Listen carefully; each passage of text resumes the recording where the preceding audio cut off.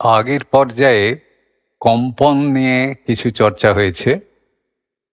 এটা আমাদের স্বরূপ প্রয়োগের একটা রীতি। কম্পন কিভাবে গলায় বসবে, কম্পনের একটা গোটা লেসন, এবং তারপরে আরও কিছু কথা হয়েছে। তাতে আপনারা কম্পনটাকে আবৃত্তি করতে গিয়ে কিভাবে ব্যবহার করবেন তার অনেকটাই জেনেছেন। আজকে আমি আরও দু একটা ক্ষেত্রের কথা বলবো যেখানে কম্পন ব্যবহার করা যাবে। আগের দিন যা হয়েছিল তাতে তো বেশিরভাগটাই খুব ভিগারাস কিছু, খুব উত্তাল বিদ্রোহ বিপ্লব, এর ওপর দিয়ে আমরা কম্পনটা বসাতে শিখেছি এরকম ধরনের কবিতায়। তারপরে এটাও বলেছিলাম যে এমন কবিতা যেখানে সর্বত্র কম্পন লাগছে না, দুটো একটা জায়গায় লাগবে, সেখানে হয়তো অন্যরকম কিছু কবিতার ভেতরেও কম্পনের ব্যবহার আপনারা খুঁজে নিতে পারবেন। আসলে কোথায় লাগবে কোথায় লাগবে না, কি ক্ষেত্রে একটা প্রকরণকে প্রয়োগ করা হবে, সেটা যিনি চর্চা করছেন তার উপরেই অনেকটা নির্ভর করে। যিনি নতুন নতুন ক্ষেত্র খুঁজে নিতে পারবেন সেটা তার মেধার পরিচয়। আগে কেউ কখনো কম্পন দিয়ে এরকম আবৃত্তি করেনি, এরকম একটা আবৃত্তির বা কোনো অংশ আবৃত্তির তিনি যদি করে ফেলতে পারেন সফলভাবে, সেটা দিয়ে তার কল্পনা শক্তি এবং সৃষ্টিশীলতার পরিচয় পাওয়া যায়।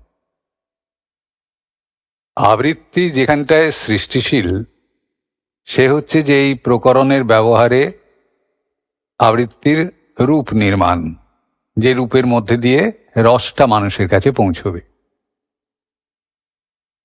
যেটা তিনি অনুভব করেছেন, যেটা প্রকাশ করতে চাইছেন, সেইটা এইসব প্রকরণের মধ্যে দিয়ে প্রকাশ করতে পারবেন।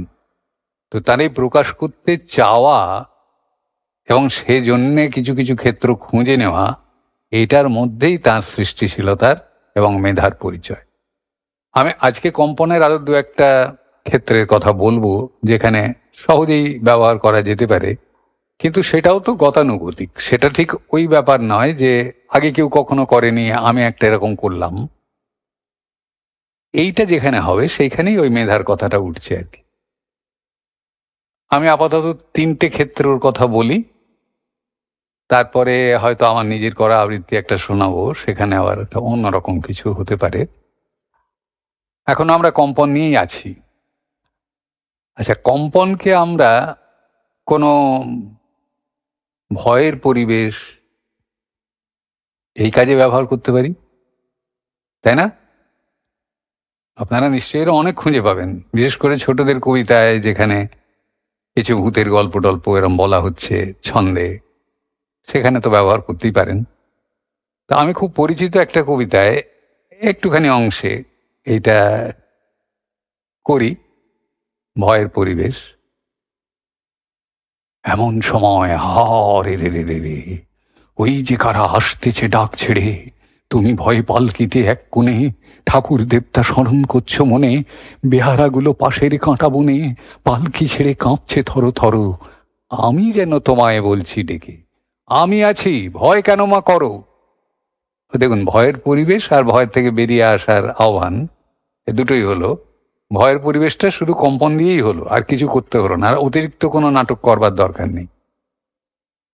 আবার দেখুন যে কোনো কোনো সময় আমরা কোনো, আমি একটু ভক্তিরসের কবিতার কথাই বলছি, সেখানে আত্মনিবেদন প্রকাশ করতে করতে যেখানে একটা গভীরতায় পৌঁছে যাই আমরা, সেইখানে একটা দুটো লাইনে একটু কম্পন লাগিয়ে দিতে পারলে গভীরতাটা খুব ঘন হয়ে যায়।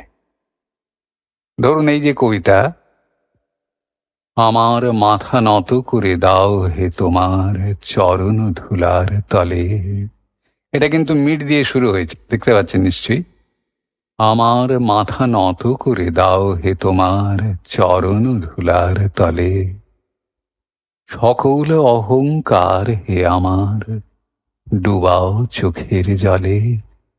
মির দিলে তবে এই আত্মনিবেদনটা সুন্দর হলো। এটা করে যেতে যেতে যেতে যেতে আরো কোথাও শেষকালটায় গিয়ে যখন বলা হচ্ছে যে আমারে আড়াল করিয়া দাঁড়াও হৃদয় পদ্মতলে। আবেগ কত ঘন হলে বলে যে আমাকেই আড়াল করে দাঁড়াও। তো সেই জায়গাটায় গিয়ে আমারে আড়াল করিয়া দাঁড়াও হৃদয় পদ্মতলে, আমার মাথা নত করে দাও হে তোমার চরণ ধুলার তলে। এই যেতে যেতে যেতে যেতে ওইখানে গিয়ে ওই যে কম্পনটা লাগানো হলো, তা আবেগ ঢেলে দেওয়া হলো তা নয়। অনেকের হয়তো শোনা মনে হবে এই তো এইখানটা কত আবেগ ঢেলে দিয়েছে। কম্পনটা লাগিয়ে দিলেই ওখানে আবেগ ঘন হয়ে যাবে। এইরকম একটা আবৃত্তি আমি অনেকবারই করেছি। হে মোর দেবতা ভরিয়ায়ে দেহ প্রাণ, কি অমৃত তুমি চাহ করিবারে পান।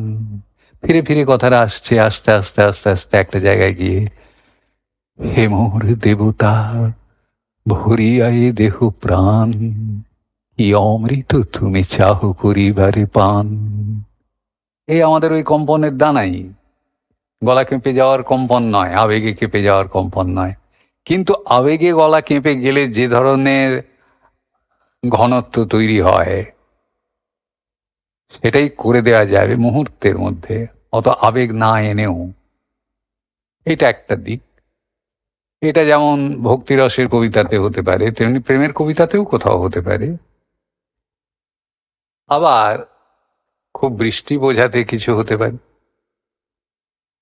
নানান ক্ষেত্রে রবীন্দ্রনাথের নানান কবিতার ভেতরেই যেখানে খুব বৃষ্টির তুমুল বৃষ্টির বর্ণনা আছে, সেরকম জায়গায় এটা হতে পারে। আমি একটা সত্যেন্দ্রনাথ দত্তের কবিতার কিছু অংশে করে দেখাচ্ছি। এই কবিতাটির নাম হলো ছন্দহিন্দোল। গ্রীষ্ম নিঃশেষ, জাগছে আশ্বাস, লাগছে গায়ে কার গৈবী নিঃশ্বাস। চিত্তনন্দন দৈবী চন্দন ঝরছে বিশ্বের, ভাসছে দিশপাশ, ভাসছে বিলখল ভাসছে বিলকুল, ঝাপসা ঝাপটায় হাসছে জুঁই ফুল। ধান্য শিস্তার করছে বিস্তার, তলিয়ে বন্যায় জাগছে জুলজুল। বাজছে শূন্যে অভ্রকম্বু, কাঁপছে অম্বর কাঁপছে অম্বু, লক্ষ ঝরনায় উঠছে ঝঙ্কার, ওম স্বয়ম্ভু ওম স্বয়ম্ভু। দেখলেন তো বৃষ্টির আবহটা সব সময় তৈরি হতে পারলো। এখানে কম্পন অনেকটা কাজ দিল বৃষ্টি বোঝাতে। এরপর আমি একটা ভিন্ন ক্ষেত্র, আমার মনে হয়েছিল এই ক্ষেত্রে এটা কাজ করা যাবে, আমি কল্পনা করতে পারছিলাম, সেরকম একটা জায়গা থেকে একটুখানি শোনাই। এটা আমার রেকর্ডবদ্ধ আছে, আমি সবটা শোনাচ্ছি না, খানিকটা শোনালে আপনারা বুঝতে পারবেন কোন দিক থেকে ভাবনাটা এসেছিল। আমাদের এই যে কম্পনের ব্যবহার, এটা তো ক্লাসিক্যাল গানের তানের সমান। অনেকগুলো পর্দা একসঙ্গে উচ্চারণ করা আ স্বর দিয়ে, তাকেই তো তান বলে। তো সুকুমার রায়ের একটা কৌতুক কবিতা, যেখানে এই ক্লাসিক্যাল গান গাওয়া নিয়েই কৌতুকটা করা হয়েছে, সেইখানে আমি এইটা কাজে লাগিয়েছিলাম। এই কবিতা আপনাদের খুব চেনা, তাই আমি আলাদা করে কিছু বলে দিচ্ছি না, এটা শোনাচ্ছি খালি। আপনারা এটা কখনো আবৃত্তি শুনে থাকবেন, কখনো গানে শুনেছেন, সুতরাং আমি সরাসরি আবৃত্তিটায় চলে যাচ্ছি। গান জুড়েছেন গ্রীষ্মকালে ভীষ্মলোচন শর্মা, আওয়াজখানা দিচ্ছে হানা দিল্লি থেকে বর্মা। গাইছে ছেড়ে প্রাণের মায়া, গাইছে তেড়ে প্রাণপণ, ছুটছে লোকে চারদিকেতে, ঘুরছে মাথা ভন ভন, মরছে কত জখম হয়ে, করছে কত ছটফট, বলছে হেঁকে প্রাণটা গেল, গানটা থামাও ঝটপট। বাঁধন ছেঁড়া মহিষ ঘোড়া পথের পরে চিৎপাত, ভীষ্মলোচন গাইছে তেড়ে নাইকো তাহে দৃকপাত। এই যে প্রচন্ড একটা ক্লাসিক্যাল গান গাওয়া, এই ব্যাপারটা আমি এখানে করতে চেয়েছি। আমার মনে হয়েছিল যে তানের ব্যাপারই যখন, তখন এখানে গানের এফেক্টটা এভাবে আসতে পারে। আর কৌতুক তো কবিতার মধ্যেই আছে, সেটা আমাকে আলাদা করে খুব কিছু করতেই হয়নি, সেটা তো সেইভাবে যে যে দৃশ্যের কথা বলা হয়েছে বলে গেলেই হবে। তো এইভাবে একটা ক্ষেত্র আমি, আমার মনে হয়েছিল এটা করা যেতে পারে। তো আপনারাও এরকম নানান ক্ষেত্র খুঁজে পেয়ে যাবেন। কবিতা আরো পড়তে হবে, তো আমি বরাবরই বলে আসছি নানান কবিতা কম্পন শেখার পরে যখন আপনি কোথায় লাগাবো এসব খুঁজছেন এখানে ওখানে করে, কখন কি পেয়ে যাবেন কেউ কিছু বলতে পারে? তো এই অবধি বলে আমি কম্পনের কথা শেষ করি। আমাদের আবার অন্য প্রকরণ নিয়ে তো ভাবতে হবে। আপাতত এইখানে থাক কম্পনের আলোচনা। পরে যদি কখনো আবার কোনো কাজে দরকার হয়, দরকার তো হবেই, আমরা যখন এই যেগুলো প্রকরণ শিখছি সেই সব প্রকরণগুলো একটা কবিতার আধারে সব মিশ্রণ করব, যাকে মিক্সিং বলে, তখন কোথায় কোথায় কম্পন কিভাবে ব্যবহার হবে সেটা আবার দেখতে হবে। প্রচলিত যেগুলো আমরা শিখলাম সেগুলোও লাগতে পারে সেই কাজে, আবার নতুন কিছু এসে হাজিরও হতে পারে। মোটমাট আপনাদেরও নিজেদের খুঁজতে হবে, আর নিজেদের কল্পনা শক্তি, বোধ বুদ্ধি কাজে লাগাতে হবে। তাহলেই দেখবেন যে নতুন নতুন দিশা পেয়ে যাচ্ছেন। আমাদের এইসব এরকম করে শেখার তো একটাই উদ্দেশ্য, যে আমরা যাতে সৃষ্টিশীলতার রাস্তায় যেতে পারি। এরপর আমি পরের প্রকরণের কথা শুরু করব। আজকের এই পর্যায়ে আরো খানিকটা সময় আছে, কাজেই আমরা পরের প্রকরণটাকে ধরে নিতে পারি।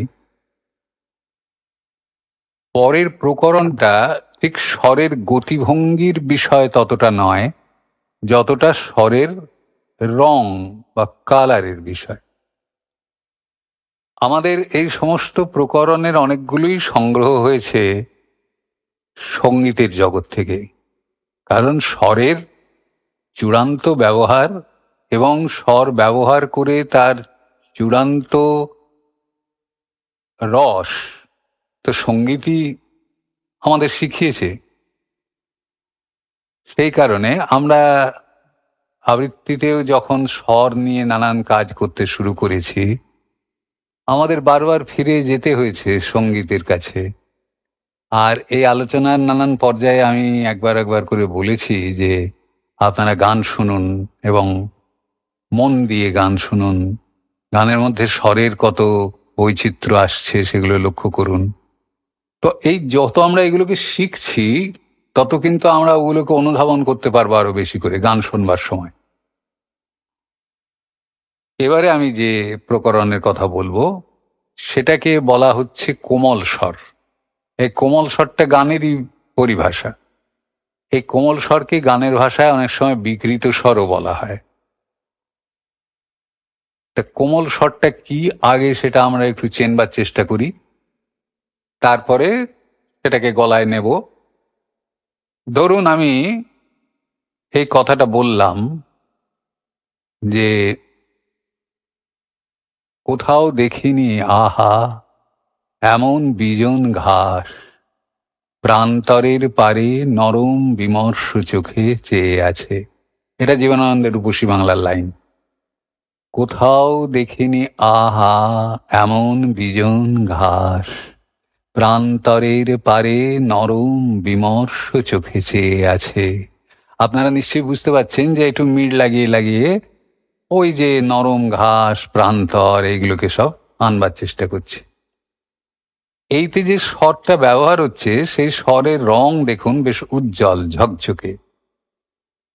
কোথাও দেখিনি আহা এমন বিজন ঘাস, প্রান্তরের পারে নরম বিমর্ষ চোখে চেয়ে আছে। স্বরে বলি আ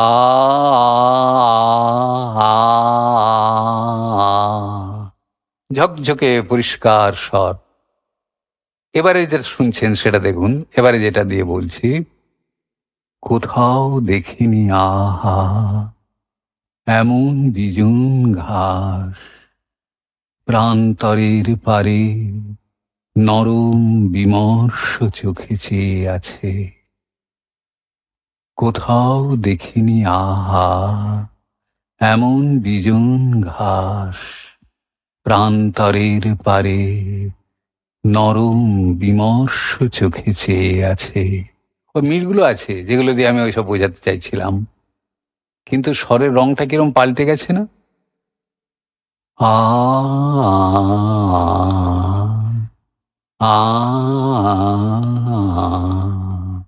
আগেরটাও ছিল আ আ দুটো স্বরের রঙে কত তফাৎ, একটা উজ্জ্বল ঝকঝকে রং, আর একটা যেন একটু মেঘলা মেঘলা, একটু নরম। এই যে নরম, এইটাই কোমল স্বর।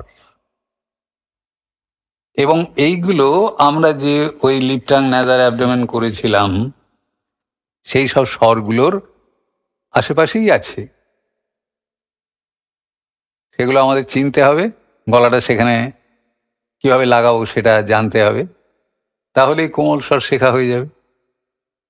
যারা গান শেখেন তারা তো আগেকার দিনে শিখতেন, এখনো ওস্তাদরা শেখান, তানপুরা নিয়ে তারা গলায় করে দেন, গলায় স্বর শুনে শুনে শিক্ষার্থীরা তোলেন, তানপুরা একটা স্বর বা স্কেল ধরে থাকে। কিন্তু বেশিরভাগ যারা শেখেন তারা সবাই হারমোনিয়াম টিপে শেখেন, হারমোনিয়ামের রিডের সঙ্গে মিলিয়ে মিলিয়ে শেখেন। শুদ্ধ স্বরের ওপর দিয়ে সব শেখা হয়ে গেলে যিনি শিক্ষক তিনি হয়তো কোমল স্বর কোন কোন রিডে হবে সেগুলো দেখান, সেই কোমল রিডগুলো টিপে টিপে সেই স্বরটা তারা কানে শোনেন, তার সঙ্গে গলা মেলান। আমরা দেখুন যা শিখছি সব কিন্তু আমাদের ওই শরীর দিয়ে যেমন করে বুঝেছিলাম, এই লিপটাংয়ের এই স্বরগুলো, ন্যাজালের এই স্বরগুলো, এইরকম করেই আবার শুদ্ধগুলো যেমন শিখেছি। আগে শুদ্ধ বলে তো শিখিনি, স্বর শিখছি বলে শিখেছি, সেগুলো সবই শুদ্ধ স্বর। এখন আমরা কোমল যখন শিখবো তখনও কিন্তু ওইভাবেই শিখবো, হারমোনিয়ামের সাহায্য না নিয়েই। এবং পরে যারা গান শেখেন বা যারা হয়তো এইটা করতে এসে আগ্রহী হয়ে আবার গান শিখতে গেলেন, তারা হারমোনিয়ামের রিডে করেও সেটা মিলিয়ে নিতে পারবেন, যে আমরা এখানে যা শিখেছি সেগুলো ওখানেও মিলে যাবে। কাজেই তাতে অসুবিধে কিছু নেই, আর খালি গলায় শিখেও অসুবিধে কিছু নেই। কিন্তু হারমোনিয়াম দিয়ে শিখলে আপনি নিজের গলাটা নিজে শুনতে পান না, অন্য একটা স্বর আপনাকে গাইড করে, এবং সেইটা না হলে আপনি তখন অস্বস্তিতে পড়বেন। ওটা না পেলে আপনার মনে হবে যে আমি ঠিক লাগাচ্ছি তো। কিন্তু আমরা যেভাবে শিখছি সেখানে এই সমস্যাটা হবে না, আপনি নিজেই চিনে নিতে পারবেন নিজের কানে শুনে। তাহলে আমরা এখন যাই যে কিভাবে স্বরগুলো চিনব। আপনি যে শুদ্ধ স্বরটা বা যে স্বর একদিন করে এসেছেন সেই স্বরটা যেখানে করছেন তার থেকে আবার দ্বিতীয়বার একটা করবেন, তো যে এই আ উঠলে আ আর একটা, এই দুইয়ের মাঝখানে আছে একটা কোমল স্বর, একটা তো আছেই, আরো আছে, তা একটা অন্তত আমরা খুঁজে পাবো। তা এই আ আ এতটা যাব না মাঝখানে, এবং যে শুদ্ধ স্বরটা বলছিলাম সেখান থেকে একটু গড়িয়ে পাশে যাব। আ আ এটা শুদ্ধ স্বর ছিল। আ আ একটু গড়িয়ে পাশে গেলেই কোমলটাকে পাওয়া যাবে। আ ওপরের দিকে। আ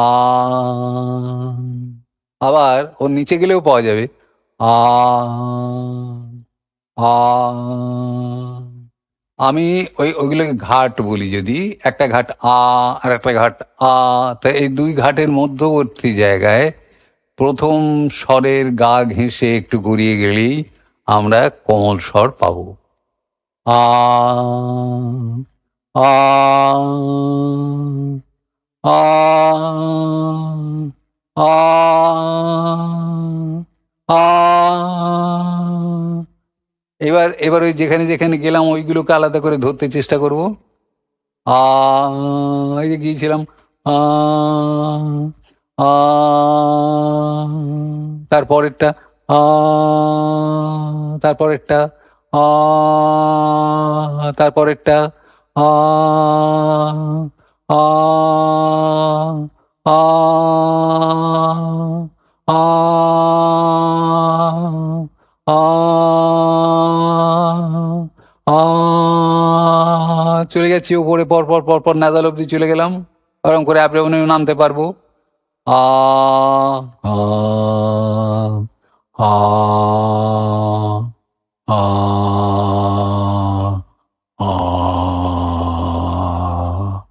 তাহলে এই সমস্ত সীমাটা, স্বরসীমার মধ্যে যতগুলো কোমল স্বর সম্ভব, আমরা প্রথমে ওই যে শুদ্ধ স্বরগুলো করছিলাম সেটার গা ঘেঁষে ঘেঁষে আগে চিনবো, চিনে সেইগুলোকে ধরে নেব, নিয়ে আর শুদ্ধ না বলে শুধু কোমল দিয়ে দিয়েই উঠবো, আবার কোমল দিয়ে দিয়েই নামবো। এই পর্যন্ত প্রথমে অনুশীলন হোক, তারপর আবার পরের পর্যায়ে এই অনুশীলনের পরের অংশটা কিভাবে হবে সেটা আমি পরের দিন বলবো। এখন অনেক এমন কবিতার পংক্তি আছে যেখানে শুদ্ধ স্বরে এতকাল আমরা বলে আসছিলাম, এখন দেখব যে সেখানে কোমল লাগানোর পরে আমাদের কি তৃপ্তি হচ্ছে, মনে হচ্ছে যেন ঠিক জায়গাটাকে ধরতে পারছি।